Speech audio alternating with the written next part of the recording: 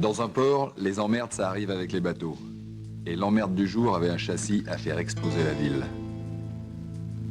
Comme privé, j'étais un peu le curé des malfrats. Et Tanger en 56, c'était Chicago dans les années 30. Une drôle de paroisse, avec de sacrés paroissiens.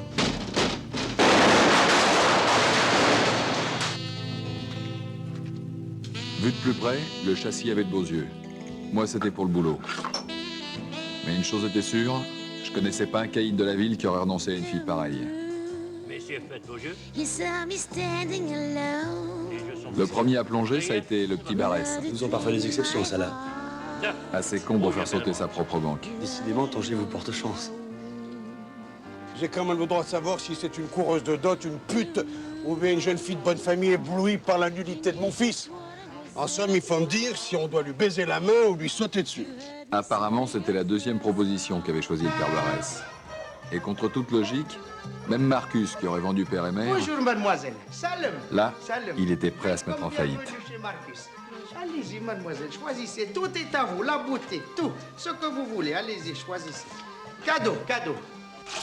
Alors, tu es vraiment comme la mouche à viande, mon frère. Tu bourdonnes là où est la charogne. C'est vrai que c'est une erreur de me taper sur le crâne. Ça me rend intelligent. Pour me poser des questions. Pourquoi vous dites que vous n'êtes jamais venu à Tanger alors que vous y êtes né? Pour tout le monde, vous êtes morte depuis 10 ans.